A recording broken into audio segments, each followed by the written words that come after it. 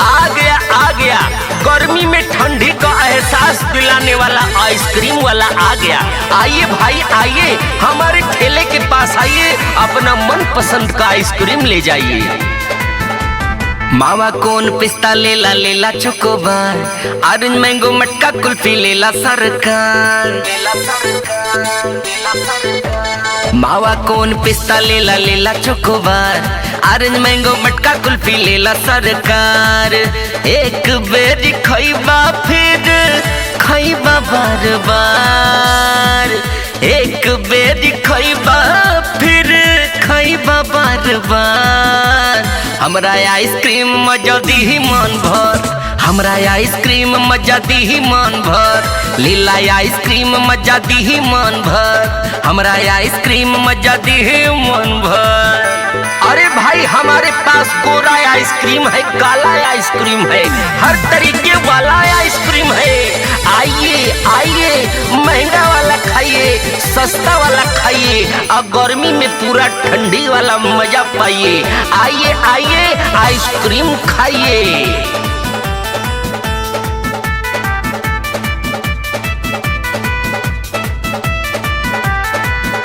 गर्मी में ठंडी के मिलिया सांस हो, कूल हो जाइबा मिट्टी जाई सगरो प्यास हो, जाई सगरो प्यास हो, जाई सगरो प्यास। ए हो गर्मी में ठंडी के मिलिया सांस हो, कूल हो जाइबा मिट्टी जाई सगरो प्यास हो। आज नाही खइबा पछतइबा मोरे यार, आज नाही खइबा पछतइबा मोरे यार।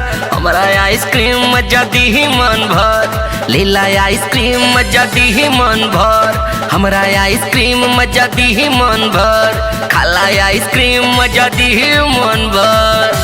खुद भी खाइए, अपना यार और रिश्तेदार को भी खिलाइए। हाँ भाई, नहीं नहीं, अपना प्यार को भी खिलाइए, और भरपूर गर्मी में ठंडी का मजा पाइए। ढेर नहीं चाहिए बाबू हमके रुपैया, आवले मन खुश कर मोर भैया, कर मोर भैया, कर मोर भैया। हाँ, ढेर नहीं चाहिए बाबू हमके रुपैया, आवले मन खुश कलम रे भैया।